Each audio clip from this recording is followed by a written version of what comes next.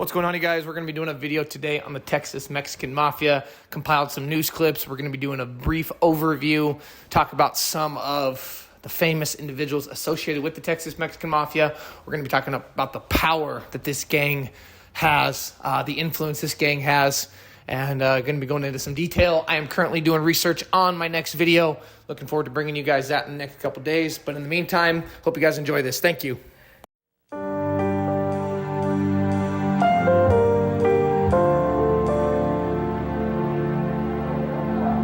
K-Block, a still prison high-security unit.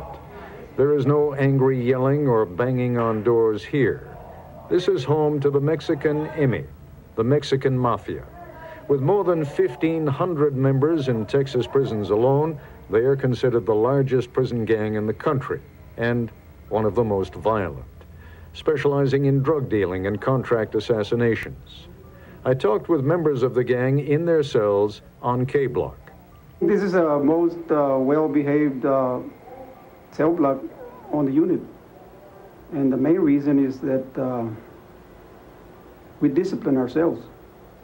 We try to emphasize to all our members to have respect for the officers, because that'll minimize problems for us and for them.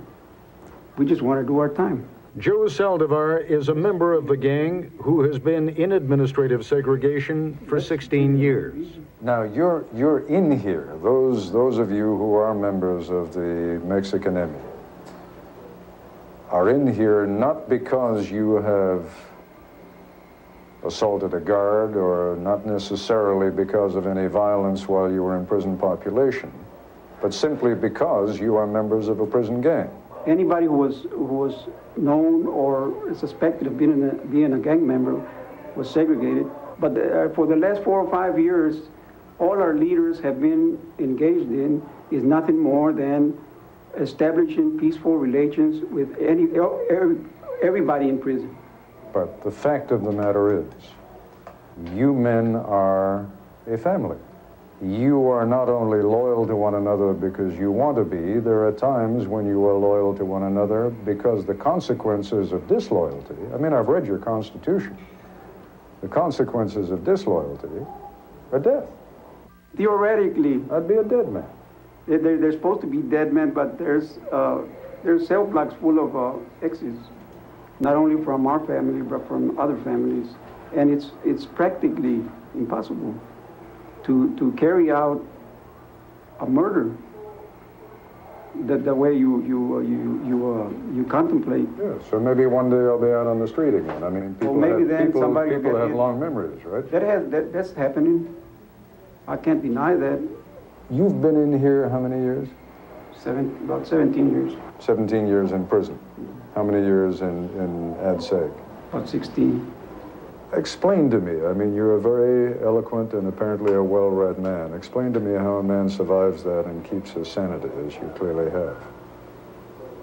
Well, I just keep my mind occupied on whatever. I paint, I draw, I write, I read, and I exercise, and I keep active. I'm 55 years old, and I try to keep in shape. Are you in for life? I've got a life sentence, and I'm trying to make parole. Nobody seems to make parole these days. No, there's no more parole in Texas. And I don't know, I guess I'm stuck in here. Yeah, I've run into several men like you here, Joe, who are clearly very intelligent men, who have the self-discipline to teach themselves something that on the outside you would have had to go to law school to learn. And I guess the sad question is, why the hell didn't you do it when you were on the outside and when you had the chance to do it? I guess if we had that answer, we wouldn't be here. I don't understand it myself. I don't know it. I mean, just think, if you'd gone to law school, you could be on the outside helping get other young men out of here, right? Yes, sir. One young man on Cell Block K who may see the outside of prison before growing old is Speedy Garza, up for a parole hearing in June and general release in the year 2001. Your family was here a few days ago to visit you. Yes. Does that make it easier or harder when you've seen the family? Well, it's really hard. I can't show that I'm afraid or that I'm scared or that I miss them or that I'm tired of being in this place. I can't show very many emotions at that time. I have to try and be strong so that they can be strong. So I try my best to keep a smile on my face and make them think that, well, everything is okay. While Speedy Garza meets with his family, nearby, a mother meets with her son. He has joined the Ku Klux Klan since coming to prison. Their story when we come back. Authorities south of Austin have arrested more than 20 members of a Texas Mexican mafia. 150 police officers took part in the arrest in Seguin, where SH-130 meets Interstate 10. Seguin police say this is the result of a year-and-a-half investigation. Officials describe the gang members they arrested as treacherous and violent. Police say some have been convicted of murder. The alleged leader of the mafia, known as Lieutenant, is among those in custody. Police say the group is known to supply drugs from Austin to Houston. The problem with gangs is that every gang that you take down, there's 10 more people that are willing to step up and take over. But when they do, if you're in this region, if you're the next 10, we're going to take you down too. And then the next 10 that step up, we're going to take them down as well. Seguin police say they used 5 SWAT teams to make the arrests. Additional arrests have been made in New Braunfels, San Antonio, and Houston. The FBI says it's one of the most dangerous prison gangs in the country. The Mexican Mafia is in the business of drugs, extortion, and murder right here in Central Texas. Today, local law enforcement announced a major blow to the gang's Central Texas leadership, including a connection to a 2010 murder in Hays County. KXAN's Reagan Hackelman joins us live from APD's headquarters tonight with more on these arrests. Reagan?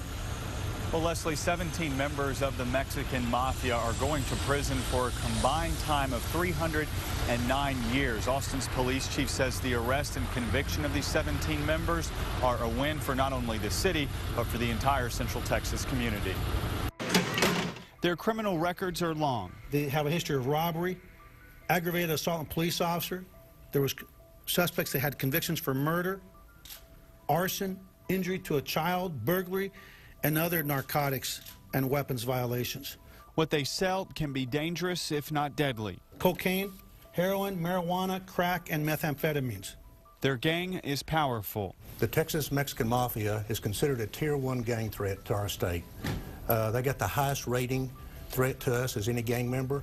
The East Los Angeles-based gang with connections to Mexican drug cartels is run like the military, according to the FBI. They have a leader who is in federal prison in Colorado. They have a constitution, and you must kill someone to get in, and you don't get out until you're dead. Now these 17 local gang members are locked up for a combined time of 309 years. Mexican Mafia is not welcome in Austin.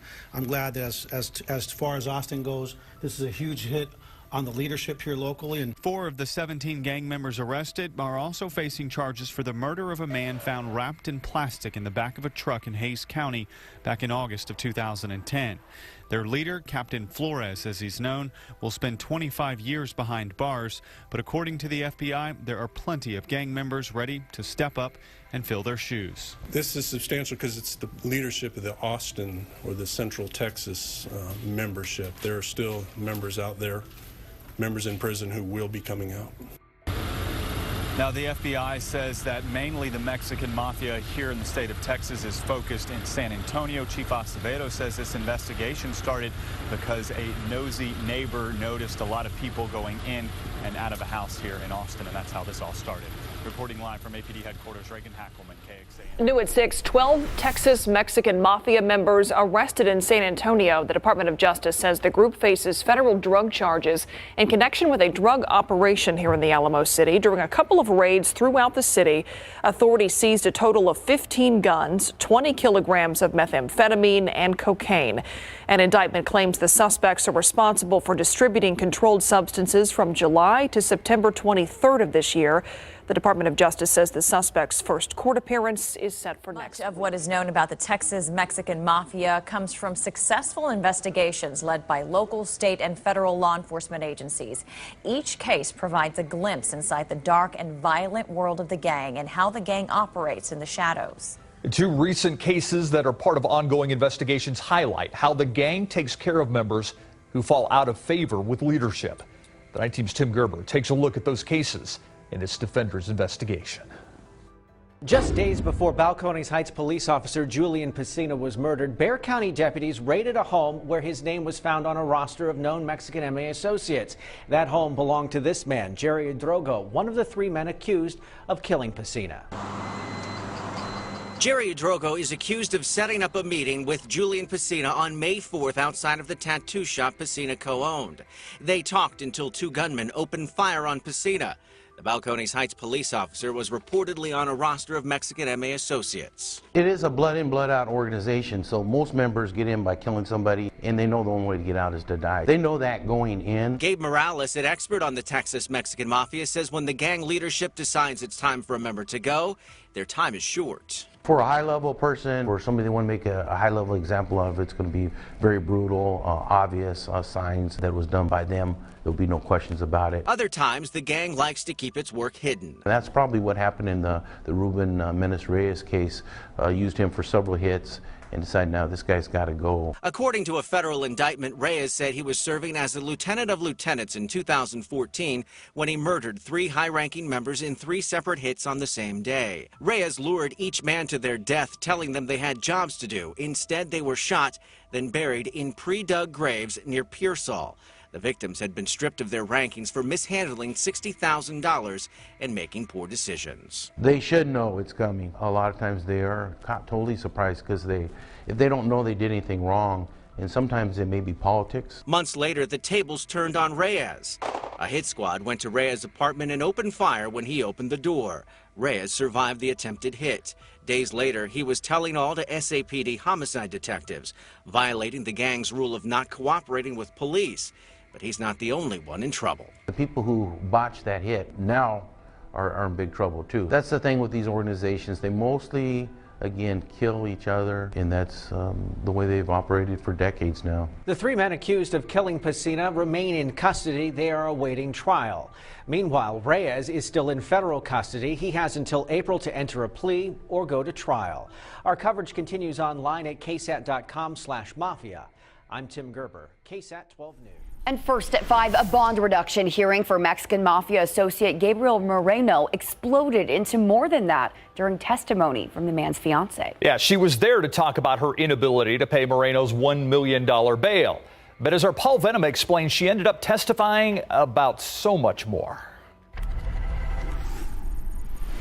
Last year, Gabriel Moreno was found not guilty in a high-profile murder case in which the victim was dismembered and his limbs burned on a backyard barbecue grill.